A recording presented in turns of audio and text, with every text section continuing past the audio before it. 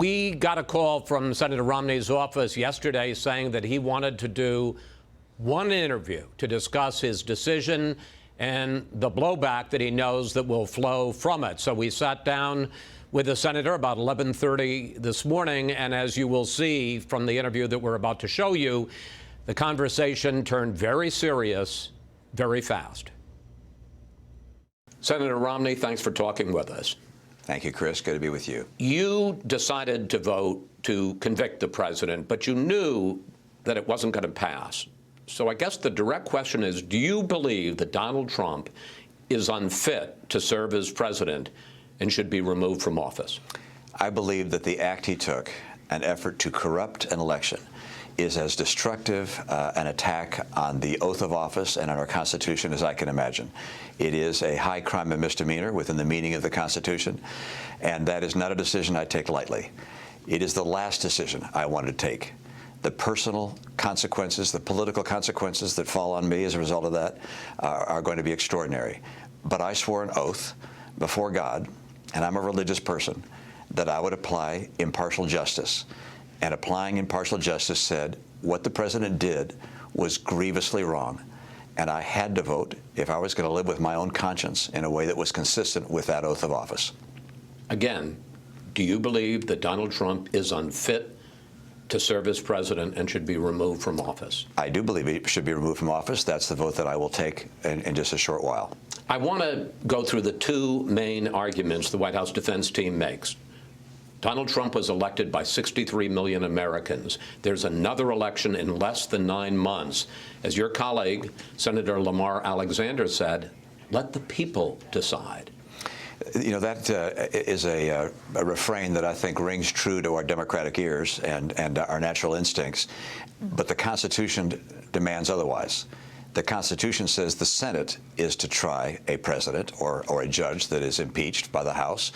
And it indicated that the reason the Senate is to do this is because the people at large would have partisan instincts, and that the size of those instincts and the size of those parties would determine the guilt or innocence of the charged, not people who are impartial. So we swear an oath of impartial justice. It was not a responsibility I was willing to simply brush off and say that I didn't want to take it.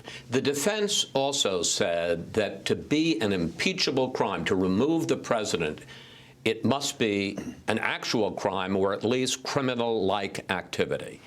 Well, the idea that it had to be a statutory crime, I think, is wrong simply by looking at the meaning of those words in the Constitution at the time they were written, as well as the writings of Alexander Hamilton and common sense. There's no legislature in the world that could think of all the conceivable abuses a president might conceivably make and turn them all into statutes and say it's illegal to do the following things.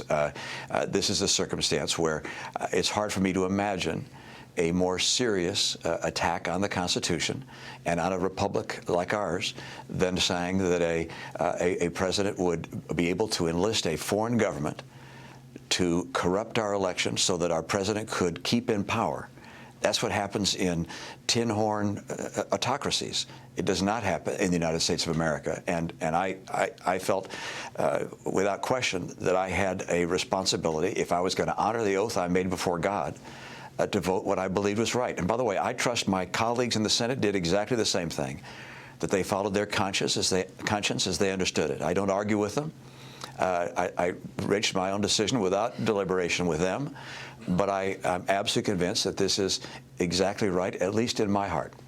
Why vote to acquit on the second article, the obstruction of Congress? Congress should have pursued all legal avenues to receive the documents and the testimony that they wanted. And they didn't pursue that. The president took a legal recourse, and I don't believe that by virtue of taking legal recourse that is an impeachable offense. Let me note something, though, Chris, and that is I wanted to hear more witnesses. I wanted to hear John Bolton and Mick Mulvaney because I hoped they would say something that would raise reasonable doubt, that would make it so I wouldn't have to vote to convict. It was extraordinarily important to me. I hope beyond hope, as you might imagine, that there would be evidence brought forward by the White House that would say he did not do the things that were alleged. And unfortunately, that never came forward. You talk about the consequences. You realize this is war. Donald Trump will never forgive you for this.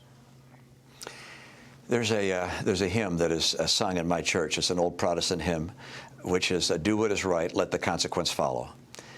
I know in my heart that I'm doing what's right. I understand there's going to be enormous consequence, and I don't have a choice in that regard. That's why I haven't been anxious to be in the position I'm in.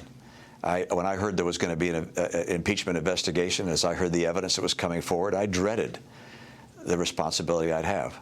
But I was not willing to abdicate the responsibility given to me by the Constitution, nor to ignore my conscience out of personal and political significance. I mean, considerations. I mean, I had to follow my conscience. When you said in April that you were sickened, your words, by the Mueller report and what it found about what the president had done, the president tweeted this: if Mitt Romney spent the same energy fighting Barack Obama back in 2012 as he does fighting Donald Trump, he could have won the race, maybe. You got to know that's nothing compared to what he's going to say about you now. Yeah, again, I can't let personal considerations, if you will, overwhelm my conscience and overwhelm my oath to God. I mean, this for me is a, if you will, it's the most difficult decision I've ever made in my life. There's been nothing that compares to this.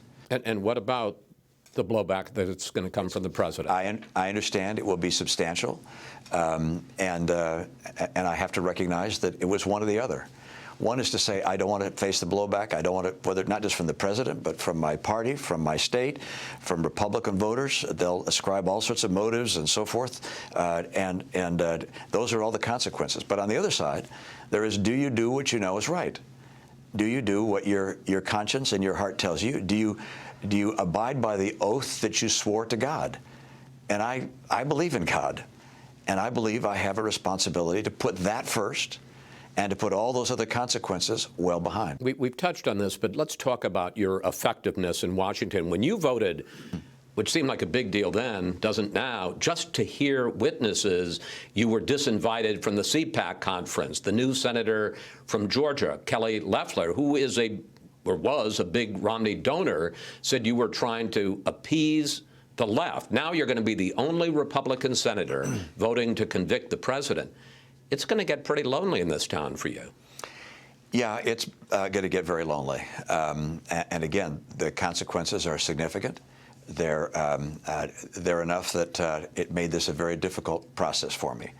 There has not been a morning since this process began that I've slept beyond 4 a.m. I have studied. I have looked at the testimony in detail. I have attempted to get every piece of information I could. I even, through another person, contacted the White House before the trial began and said, please provide affidavits. Please let Mick Mulvaney and John Bolton and others provide affidavits so that you can raise reasonable doubt, so that you can prevent someone from having to vote in a way that will be awful for them and awful for the president. And what did they say? They didn't do that. They could have provided those things, and that was not provided. You've talked about the oath. I know that you're a man of deep faith, and you raised your right hand along with the 99 other senators and swore to do impartial justice. How literally did you take that? I take it very literally. I take it as literally as we expect from every juror that sits in a criminal trial. Jurors in those criminal trials, we don't expect them to say, well, the defendant there is of my race or my religion or of my national origin, and therefore I'm going to vote, hey, with them. I'm going to vote with the team, if you will. I'm going to vote with my group. We don't expect that. We expect that they will honor their oath of office, their oath to God, that they'll apply justice. And I can expect nothing more of myself than I expect of them. You say that this is the toughest decision you've ever had to make in your public life. Give us a sense, and you have, talking about getting up at 4 in the morning, how tough a decision this is, the inner turmoil that you have felt, the stress, frankly, the nerves in arriving where you have today. Well, as you can imagine, I have spoken a good deal with my family because this will have consequence. The blowback will have consequence not just for me, but for my family, for my wife, for my sons, for my daughters-in-law, for my 24 grandkids. I've not spoken with the grandkids, but I've spoken with my sons and daughters-in-law and wife extensively. And we recognize the extent of the consequence. That's why the burden has been so substantial as I've done this. But they all said, you've got to do what you believe is right. There was no call to pull back or, hey, gee, Dad, this is going to be tough. They've said, do what you believe is right. So during this process, I spent a lot of time making sure that I was absolutely right on the evidence, on what we heard, that the president did what was alleged, and he did. And most of the people, even among my colleagues, have said, yeah, he did something that was wrong. But I also look to see whether the other defenses, which is leave it to the voters, or hey, it was all about the Bidens, or those things, it's like, were those exculpatory? And unfortunately, in the work I did, I concluded they were not. And finally, if this means the end of your political career? Well, a friend of mine once said that the worst thing that ever happened to them politically had already happened.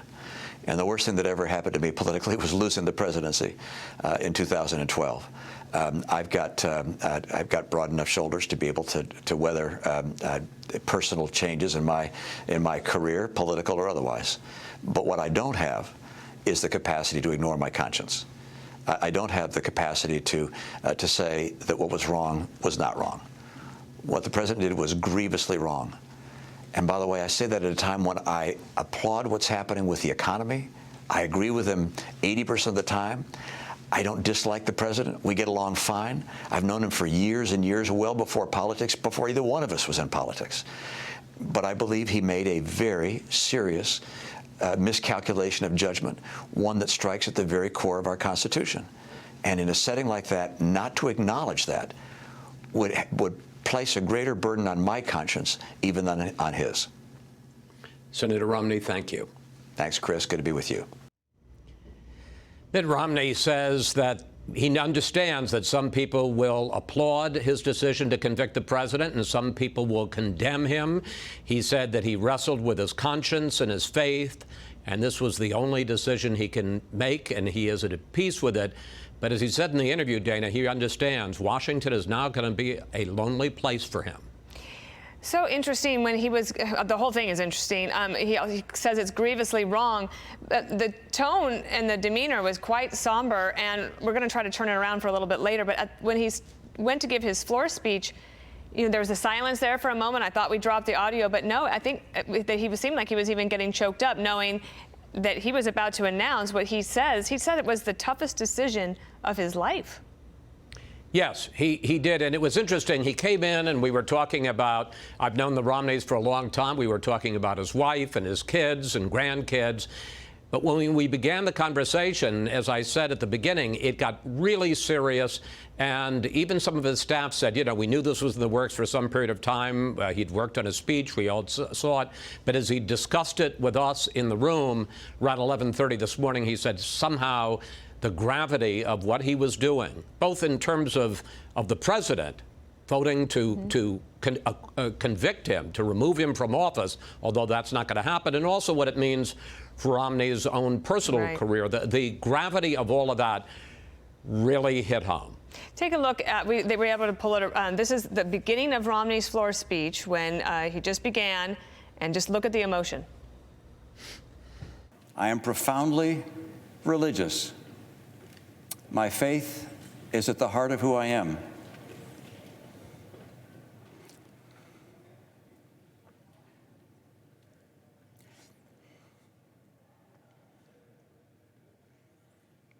I take an oath before God as enormously consequential.